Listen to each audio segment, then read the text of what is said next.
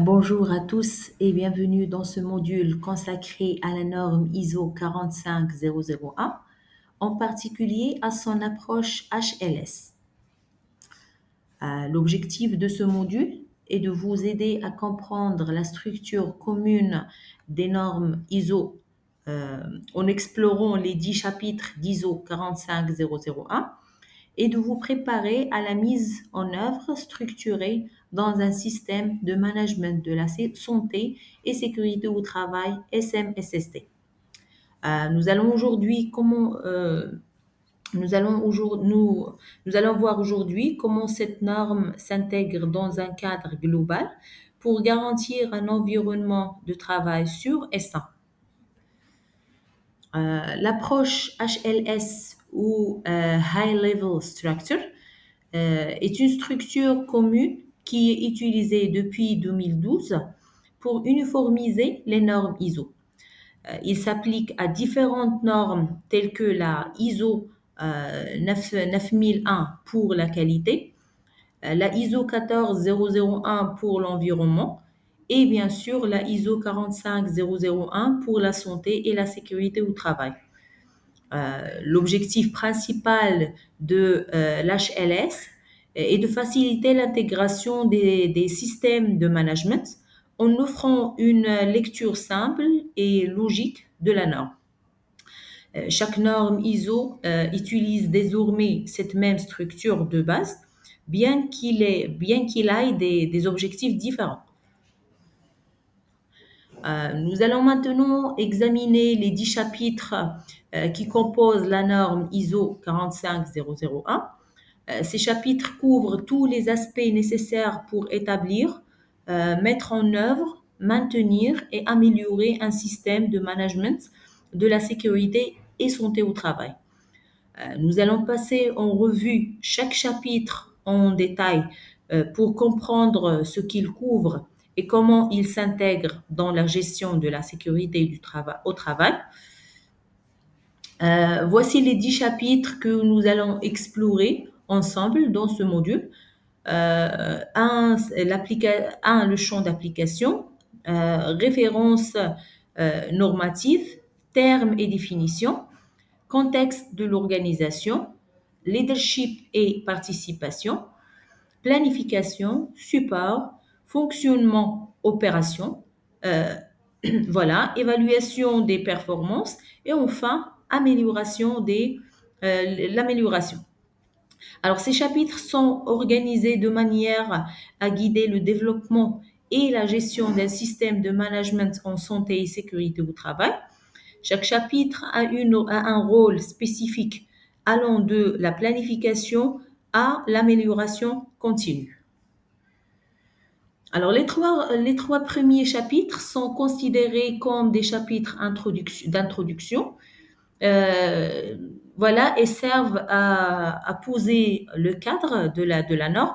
Chapitre 1, le champ d'application, où on définit précisément ce que couvre la norme. Chapitre 2, les références normatives qui mentionnent les documents de référence utilisés pour la norme.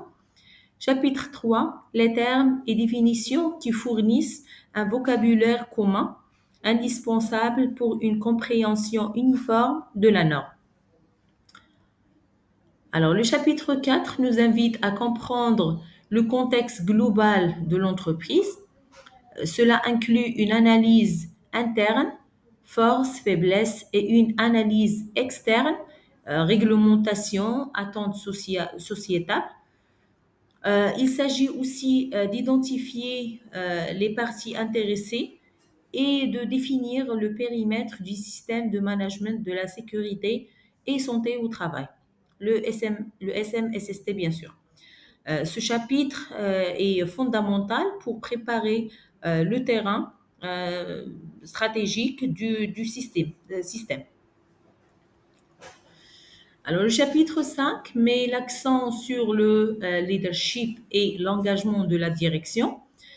Il est crucial que la direction s'implique activement dans la gestion de la sécurité au travail.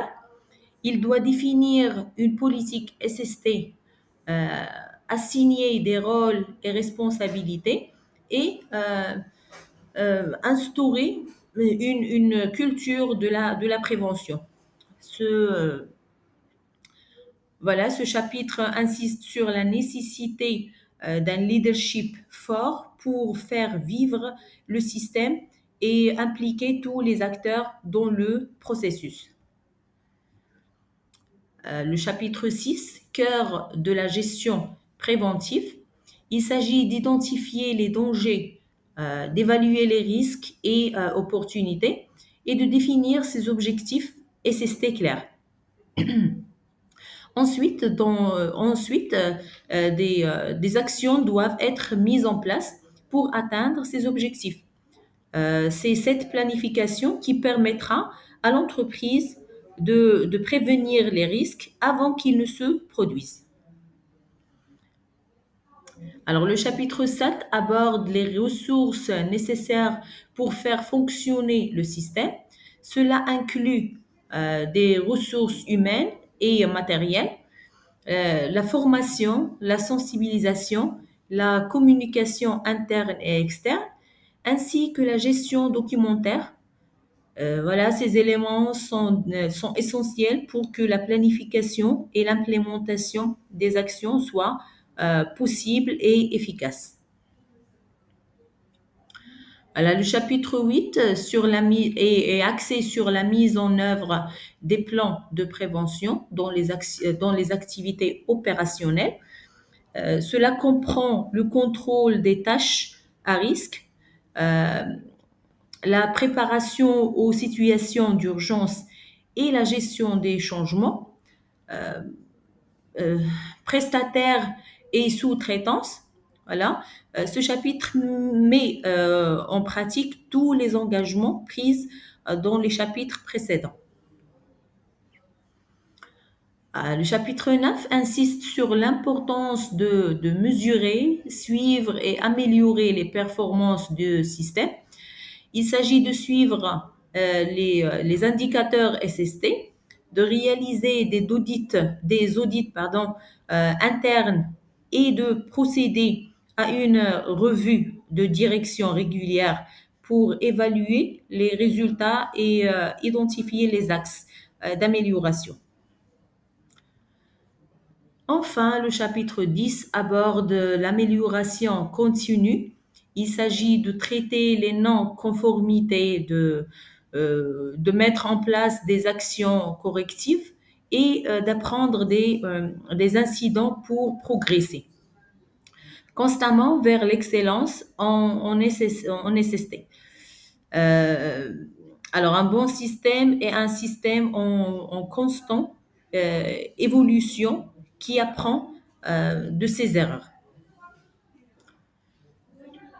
Alors, tous les chapitres s'inscrivent dans la logique PDK dont on a parlé précédemment. Alors, on a dit le plan, le do, check et act, qui est un cycle continu d'amélioration. Alors, les chapitres 4, 5 et 6 concernant la planification. Euh, les chapitres 7 et 8 mettent en œuvre la planification. Check, c'est le chapitre 9 permet de vérifier les résultats. Acte, le chapitre 10 permet d'agir pour